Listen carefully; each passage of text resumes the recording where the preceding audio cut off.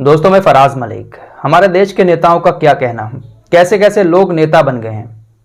जब भी कोई मुद्दा हमारे देश के अंदर गरमाया हुआ होता है तो उसको सांप्रदायिक हवा देने के लिए ये नेता लोग सामने आ जाते हैं, जो कहते हैं कि भारत संविधान से चलता है, भारत के अंदर सभी धर्मों के लोगों की इज्जत की जाती है।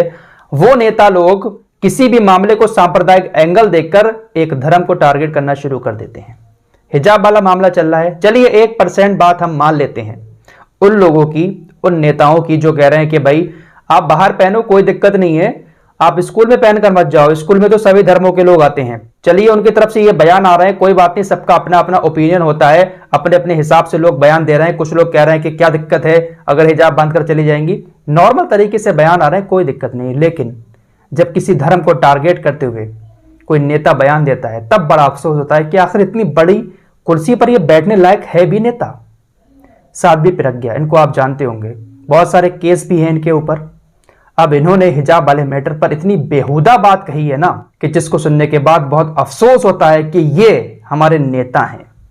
साध्वी प्रज्ञा ने कहा, भारत में हिजाब की जरूरत नहीं, यहां पर नारियों की पूजा होती है। हिजाब की जरूरत वहां होती है जहां महिलाएं सुरक्षित नहीं होती। आगे कहती हैं कि हमारे यहां हिंदू समाज में किसी को भी हिजाब पहनने की आवश्यकता ही नहीं पड़ती है। शायद ये भूल नहीं है कि हमारे यहाँ की जो हिंदू महिलाएं होती हैं वो लोग भी कितना पर्दा करती हैं, चेहरा ढकती हैं। ये संस्कार है हमारे देश के, लेकिन कह रही हमारे यहाँ कोई जरूरत ही नहीं होती है।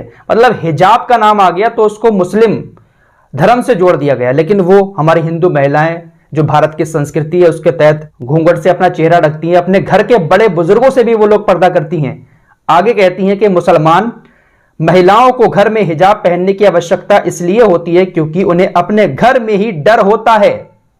कितना विवादित बयान, जरा सुनिए। उन्हें अपने मान सम्मान के खोने का भय रहता है, इसलिए वो हिजाब पहनती हैं।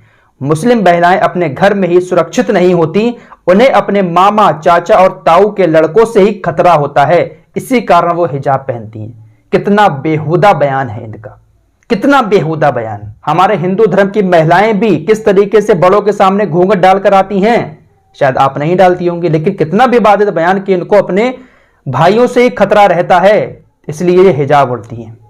यह है हमारे देश के नेताओं की सोच। क्या ऐसे लोग नेता कहलाने लायक हैं? आप बताइए। अच्छा, जो नॉन मुस्लिम है वो बताएं, क्या खुले तौर पर यह मुसलमानों का अपमान नहीं है? कितने बेहुदा बोल बोले हैं इन्होंने कि उनको तो अपने घरों में ही खतरा रहता है।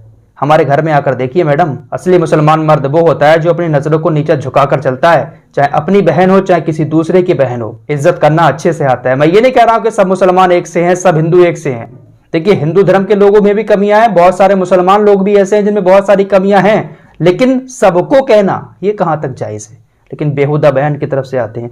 बीजेपी के नेता कुछ भी कह सकते हैं, ये मैं नहीं कह रहा हूं, बल्कि कांग्रेस ने कहा है इनके इस बयान को लेकर। इसके अलावा एक टी राजा हैं, हैदराबाद के बीजेपी के विधायक है, इन्होंने भी उत्तर प्रदेश चुनाव को लेकर एक वीडियो बनाया। अक्सर ये कुछ भी चैलेंज देते रहते हैं लोगों को। इन्होंने कहा कि मैं हिंदुओं से अपील करता हूं कि तीसरे चरण में भरपूर मतदान करें। चुनाव के बाद ऐसे इलाकों को चिन्हित किया जाएगा जिन लोगों ने योगी जी को सपोर्ट नहीं किया है।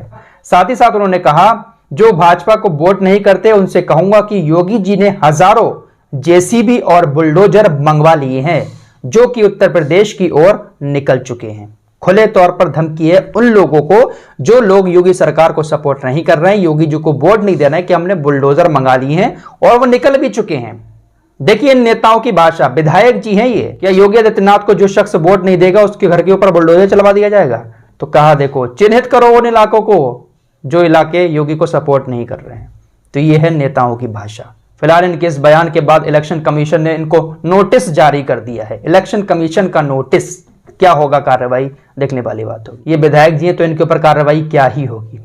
फिलहाल इस रिपोर्ट में इतना ही, मिलते हैं एक और नए वीडियो के साथ, तब तक के लिए अपना ख्याल रखें।